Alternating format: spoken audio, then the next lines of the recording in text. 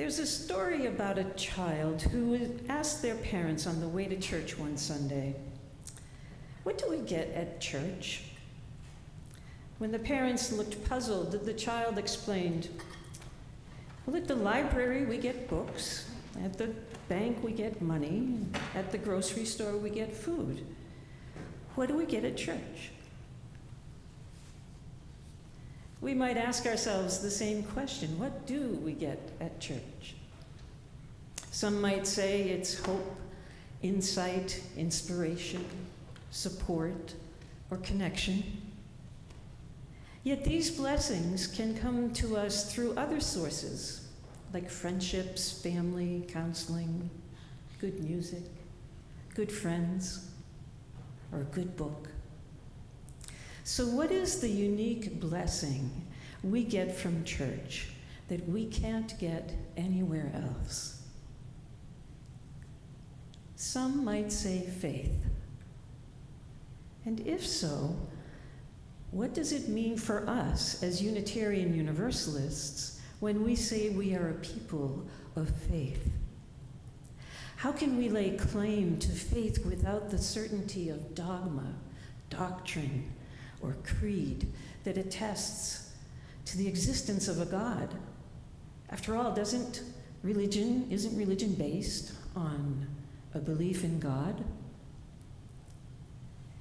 In her book, Faith and Its Stages, the Reverend Julie Stoneberg defines 3 important terms for us to consider this morning: religion, belief, and faith. Religion comes from the Latin religio, which means to bind together.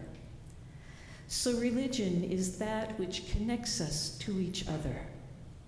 It includes rituals like lighting our chalice before we begin each service, lighting candles as we share our joys and sorrows, committing ourselves to one another through child dedications, bridging ceremonies, weddings, new membership, remembering our loved ones through celebrations of life, and sharing our history and traditions. We might think of religion as the container that holds our beliefs. According to James Fowler, an American theologian and former director of the Center for Research and Faith on Moral Development, Fowler says religion is about what we do. Now, belief comes from the German word belieben, which means to hold dear. Wilfred Cantwell Smith, one of the foremost historians of religion of the 20th century, said that belief is the holding of certain ideas about something. Sharon Salzberg, co-founder of the Insight Meditation Center here in Barre, Massachusetts, notes, "With their assumptions of correctness, beliefs try to make a known out of the unknown. They make presumptions about what is yet to come, how it will be, and what it will mean, and how it will affect us." So in essence, belief is what we think. Religion is what we do.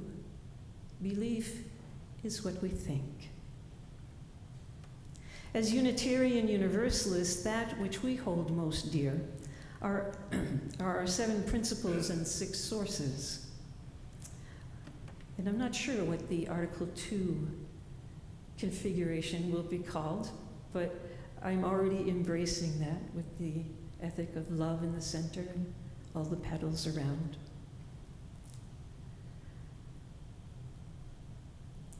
And these sources, these are the things that bind us together, like a rubber band around a bundle of sticks. Our covenant to uphold these values makes us stronger as we journey through life together.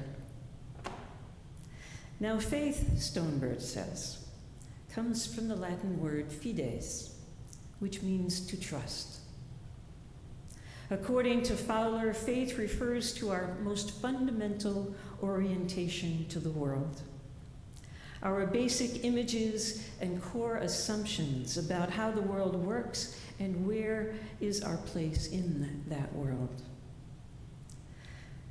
The kind of faith we have affects everything we do, how we respond, the quality and form of our relationships, and even our aspirations. Faith provides a backdrop of value and meaning in life. Fowler calls the backdrop we create for ourselves the ultimate environment. So if we believe the world is a hostile place, we might see ourselves as good and others as the enemy. A hostile environment assumes there is always a victor and a loser. If, on the other hand, we believe in the inherent worth and dignity of every person, we might see ourselves in a world that invites us to grow in love, a benevolent environment that assumes goodwill and provides space for greater understanding. How we respond to life's trials and tribulations depends on our orientation to the world. How much trust or faith we have in ourselves and each other. Whether the glass is half full or half empty. During my first year in seminary, I lived here in Cambridge, Massachusetts, as a live-in caregiver for a delightful 93-year-old woman named Louise. I received free room and board for offering my services 24 hours a day, 7 days a week. And at the end of the school year, I sat down with 2 of her children to negotiate 3 weekends off a month during the summer, so I could work on my house in Maine and spend time with loved ones back home. It was an extraordinary conversation, imbued with trust, mutual regard, and a presence of the holy. It was unlike any negotiation process I had ever experienced before or since. One family member who was not present at the negotiation table disagreed with this arrangement after it had been made and put in writing, because it meant she would have to take turns caring for her mother when she might prefer to be on vacation during the summer. The rest of the family thought it was a reasonable arrangement, and when I learned about the controversy, I had already made plans and asked that they honor our agreement for the first weekend. To ease some of the tension, I expressed my faith in how we had come to our agreement and hoped an unexpected blessing might come of it. When I returned to Cambridge late Sunday evening, I learned Louise had died over the weekend, and the daughter who had disagreed with our arrangement had been by her mother's side when Louise had taken a turn for the worse and called her siblings to gather around. Had we broken our agreement, Louise would have died with me, not with her loved ones who needed to be with her most as she left this world. Saint Therese of Lisieux reminds us, may we not forget the infinite possibilities that are born of faith in ourselves and in others. UU Minister Michael Brown tells us faith is not about choosing something to believe in and then hanging on for dear life. Faith lets go. Faith is trusting in the creative process of life. It is a moment-by-moment, unpredictable, creative, open-ended, spontaneous, responsive and responsible, yet always directed toward more joy, more beauty, more love, more compassion, and more justice. It doesn't need to be written down, and its secret cannot be memorized and recited on demand. The truth is not in the words, not in any formula, but in the experience in the heart, in the moment-by-moment response to being alive.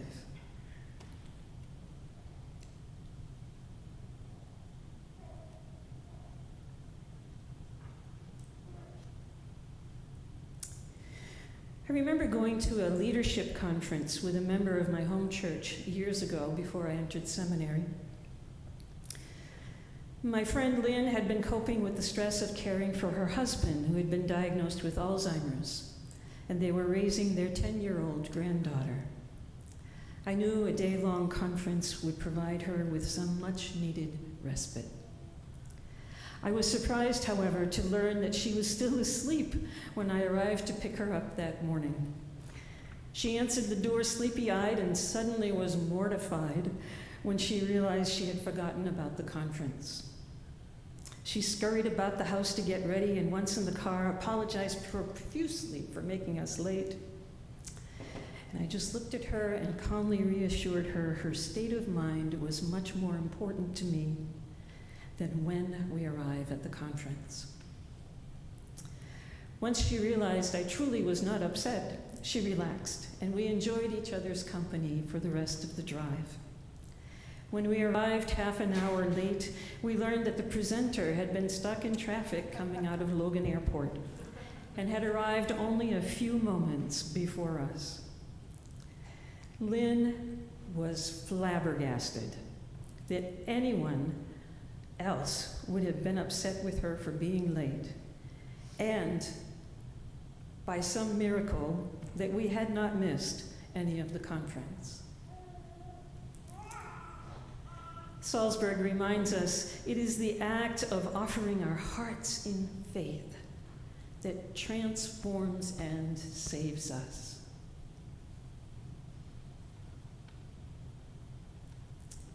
Now, none of you know me, so you wouldn't know how much I love to kayak on the ocean. But I haven't lived in Maine forever, it seems, since 2008. And if somebody asks me where my home is, I say it's on Casco Bay. As an avid sea kayaker, my relationship with water, however, has not always been an easy one. As a child and through most of my adult life, I was afraid of the water, even when I bought the kayak. Once I learned a few basic swim strokes, my fear of drowning was so great, I would stop swimming to see if I could touch the bottom, and my head would go under. See? It's not safe to swim. You can drown. In the buoyancy of the ocean, I was less afraid of drowning and more concerned about being eaten by predatory fish. I couldn't see below me. Yet despite all of this, I fell in love with kayaking. I learned everything I needed to know to navigate the ocean, purchased every rescue device available on the market, and spent every, you have no idea, and spent every spare moment on the sea mother's breast. The swells were just like a lullaby for me. When I learned my mother was dying and left seminary to care for her, I was confident I could cope with her death as long as I could find my way back to the ocean. I could heal on the ocean. So I brought my gear with me and stored it on her property and was devastated when I learned that thieves had hit the neighborhood and all my nautical gear had been stolen. When my mother died 10 months later, I was landlocked with my grief, unable to meditate. I'm a twice-a-day, 35-year now meditator, and I couldn't meditate. So a friend invited me to go swimming with her at the Y. Since it was winter and I could not be on the ocean, she thought being in the water might renew my spirit. Now remember, even though I've been kayaking for a long time, I don't enjoy being at the deep end of the pool. So we went to the deep end of the pool, and she instructed me to lie flat on my back and meditate while she supported my head and the small of my back. Feeling emotionally exhausted, physically exhausted from being a caregiver,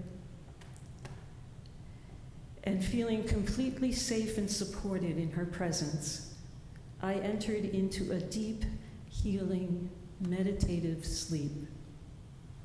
Not sleep, state.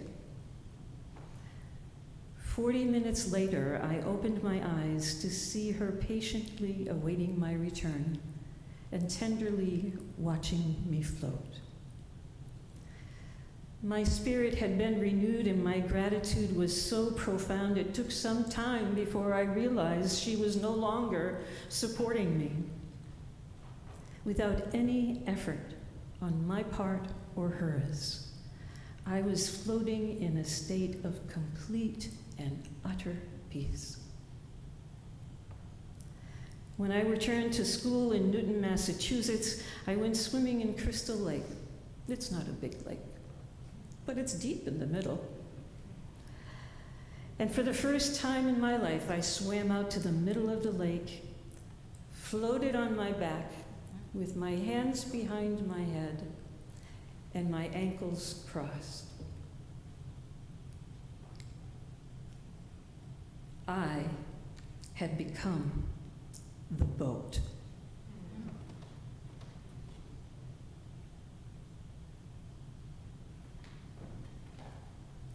Thanks to my wise, tender, and loving friend, I was able to experience the weightlessness and comfort of being fully supported by the water.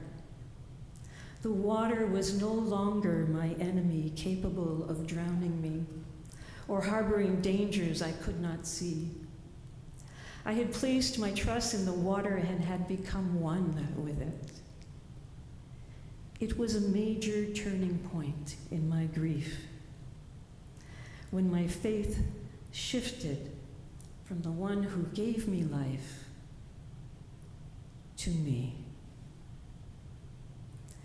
After her death, I learned to have faith in myself, to rely on everything I had learned and continue to learn through life. Brené Brown tells us, faith is a place of mystery where we find the courage to believe in what we cannot see and the strength to let go of our fear of uncertainty. These words are especially important when we try something new. Like the adult children in our story, it's important for us to have faith in each other and work together. Otherwise, like a single stick, we might easily break. So when we say we are a people of faith, perhaps we are saying that we place our trust in what we hold most dear.